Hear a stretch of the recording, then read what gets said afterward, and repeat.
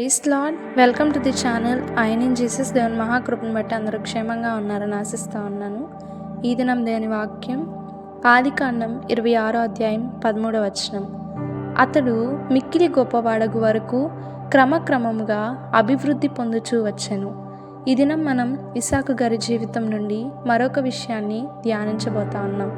అదేమనగా, ఇస్సాకు గారికి దేవుని యొక్క ఆజ్ఞ ప్రకారం ఐగుప్తుకు వెళ్ళవలసిన తను దేవుడు చూపించిన దేశంనకు వెళ్ళాడు.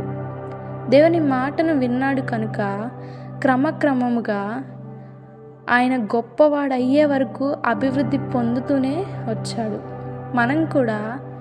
మనం ఒక దగ్గర పని చేయాలి అనుకుంటాం, ఒక దగ్గర ఈ విధంగా ఉండాలి అనుకుంటాం. కానీ దేవుని చిత్తం వేరైనప్పుడు ఆ చిత్తంనకు లోబడితే ఎటువంటి పరిస్థితులైనప్పటికీ దేవుడు క్రమక్రమముగా అభివృద్ధి పరుస్తూ ఆ ప్రదేశంలో గొప్పవారినిగా మనల్ని నిలబెడతాడు. ఆ విధంగా నిలబెట్టాలి అంటే దేవుని యొక్క చిత్తం ఏమై ఉన్నదని మనం తెలుసుకోవాలి. ఆ చిత్తంనకు లోబడి జీవిస్తే దేవుడు మనల్ని ఆశీర్వదిస్తాడు. అట్టి ఆశీర్వాదంలో మన జీవితంలో దేవుడు ఉంచునుగాక. ఆమేన్. ప్రార్థించుకుందాం.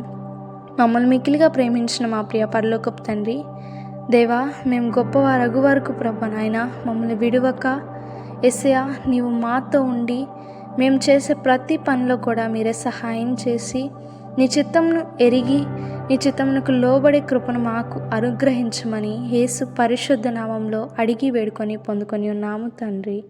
ఆమెన్.